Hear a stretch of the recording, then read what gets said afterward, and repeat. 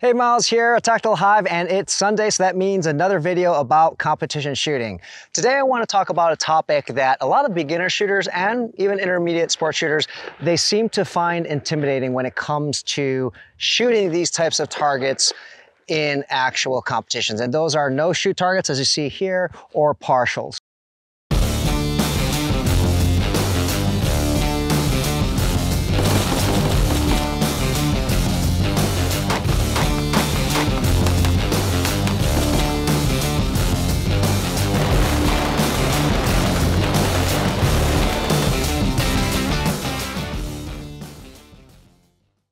So for those of you who are not aware, so no shoots are targets that you don't want to hit. They're innocents, so to speak, here. And don't mind these are shot up. We're just using, this was something we're using for another drill, but just pretend this whole target wasn't shot up at all.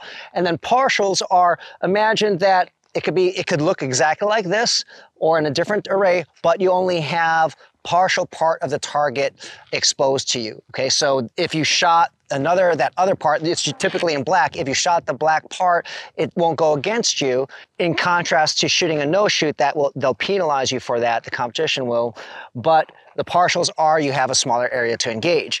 And so with beginners, they seem to always get intimidated because clearly they are afraid of hitting the no-shoot and it's a smaller target zone for them to hit. And what happens is beginners will generally slow down a lot, really slow down. And it's partly because they're intimidated.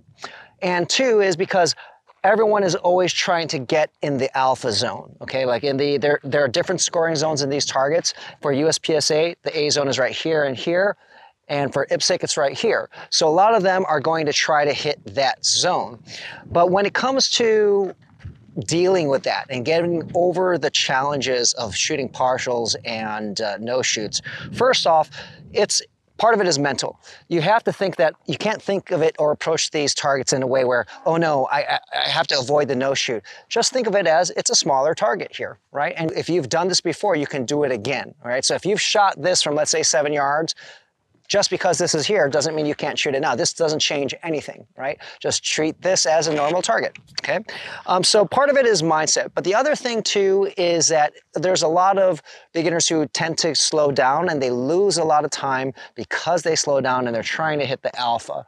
So what I would recommend for those who are beginning or intermediate shooters and not necessarily at the top of the pack where you have to worry about getting all alphas, in the beginning is to focus on getting faster times and good hits, not necessarily the best hit. And the way you do that is don't treat your target zone as this small area here, okay? But now you want to shoot the center of the available target. What does that mean? So this is for no-shoots as well as partial targets. So there's a lot of different setups here. I only have 2 common ones here, okay? So this was something that you might see. And this could be a no-shoot or hard cover, meaning a partial target where it's blacked out. So beginners will try to engage this area right here, and it's a very small target, right? And if you had a no-shoot, an innocent here, if you are always engaging in this area, the chances are higher that you're actually going to hit the no-shoot because your target zone is super small. So instead of looking at this zone, particularly again for beginners and those just starting, look at your available target area and aim for the center. So that's going to be right around here. So one, you have less chance of hitting the no-shoot, okay? And you can go faster because now you've increased the target zone, the area of the target zone. Rather than this small area, it's now this area. Similar to this here, if this was, let's treat it as is, a no-shoot. So if I hit the white area here, that I'll get penalized.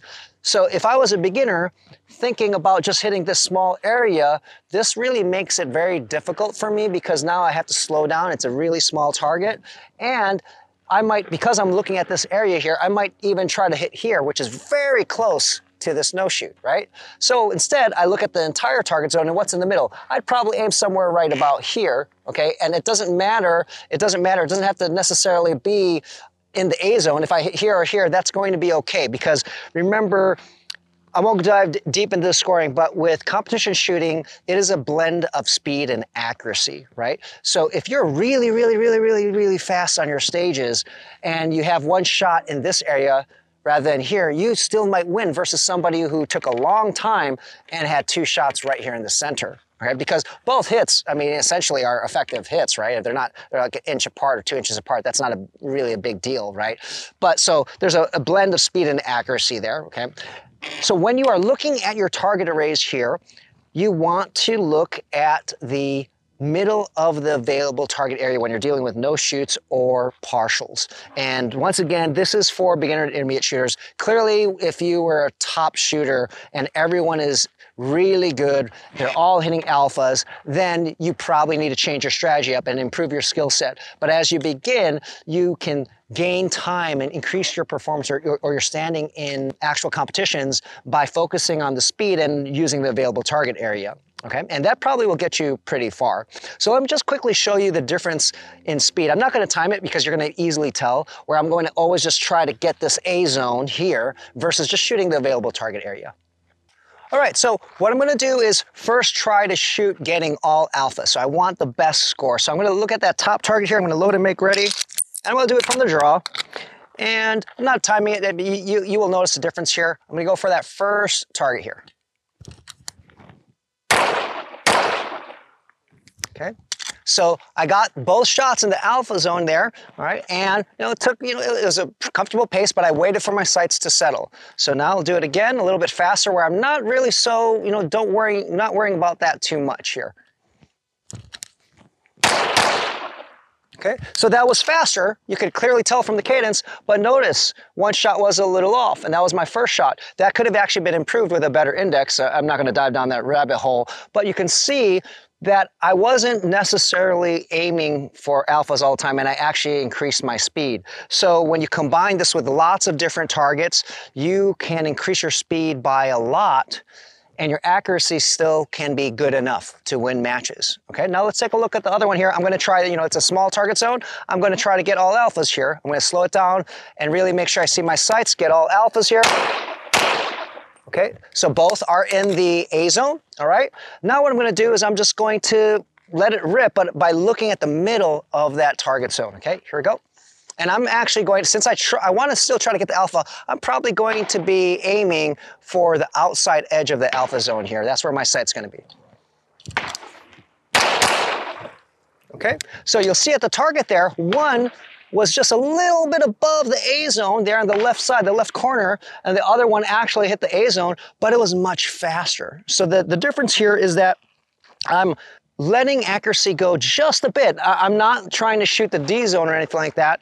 I'm letting the accuracy go just a bit to get faster. Now, this is not the, a golden rule. It's also going to depend on your skill set, the number of competitors you're going against and their skill levels, because if they're always hitting alpha, then you may need to change your course. But if you're a really slow shooter, you may need to do this to gain some advantage, or at least close the gap against other shooters. The speed, again, can help you, even though you're not getting all alphas.